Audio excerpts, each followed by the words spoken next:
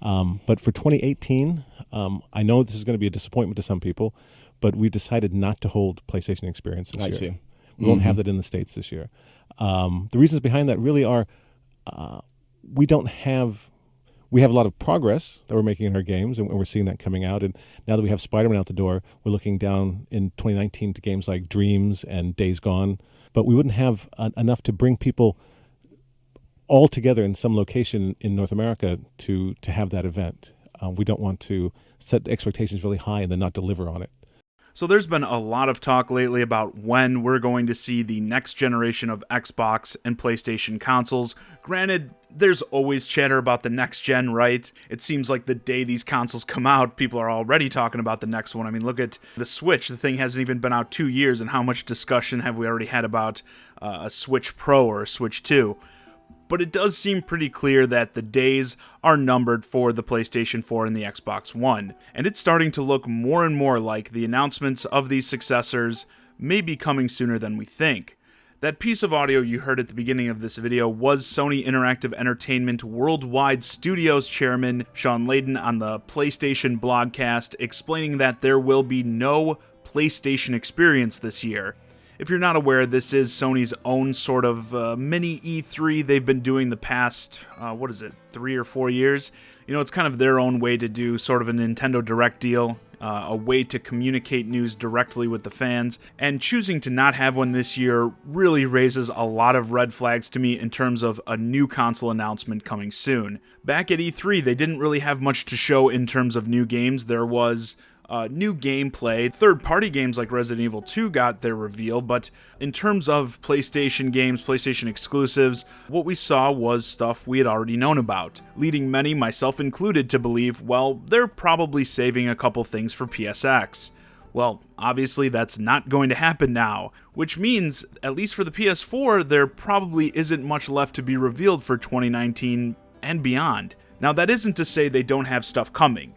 There is that Ghost of Tsushima game, Days Gone, which was actually supposed to come out this year but got delayed.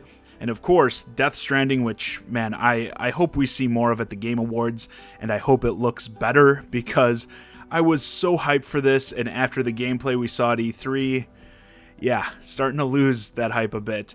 And The Last of Us 2. Both Death Stranding and Last of Us 2 are going to be huge games, but we still don't know much about them in terms of their actual release. But in regards to the stuff that is pretty much a lock for 2019, it does seem kind of weak for a company who is currently the console leader by a large margin, which again, red flags that something else may be in the pipe. Now you may think with some pretty heavy hitters still to come, you wouldn't want to drop a new console on top of them and sort of compete with yourself, but I definitely think we'll get some what I refer to as bridge games here, titles that show up on both the new and past gen system, like we recently saw with Breath of the Wild on Wii U and Switch.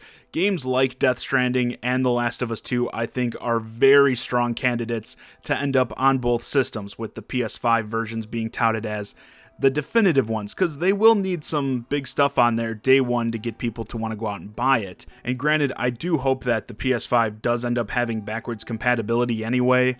I've said in the past, with the PS4 offering up so many great titles over its lifespan, I think letting people go back and experience enhanced versions of that back catalog would be a huge selling point, especially with, in my opinion, the Pro and X consoles being kind of meh, like barely being able to handle the often faux 4K at 30 frames per second.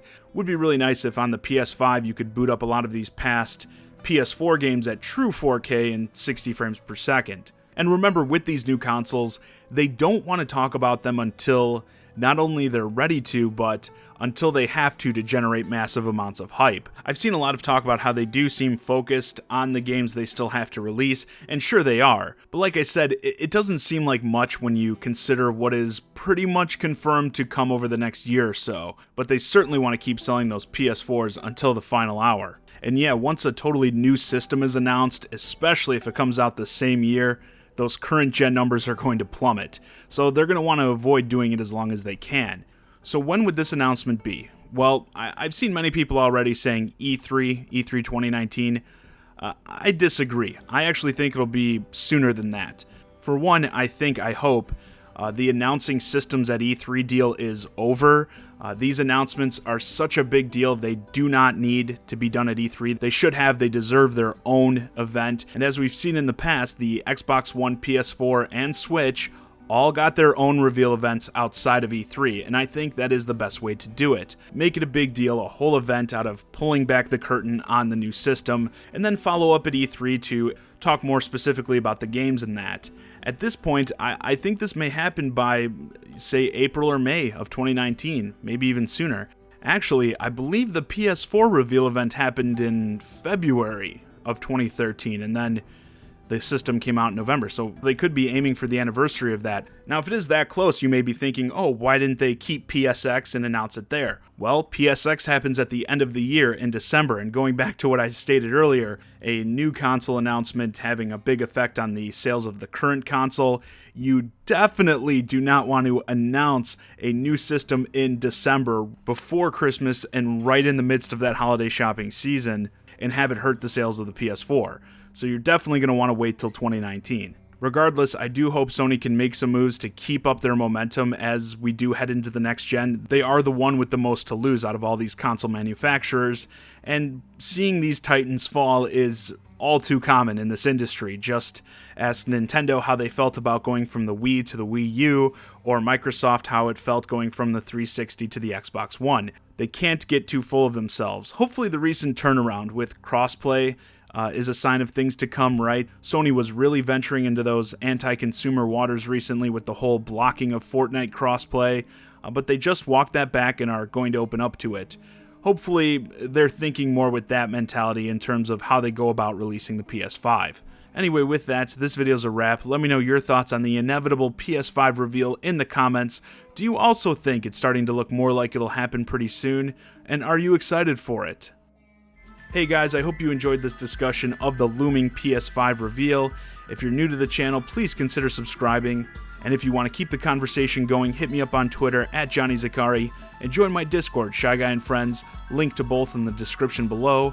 And as always, thanks for watching.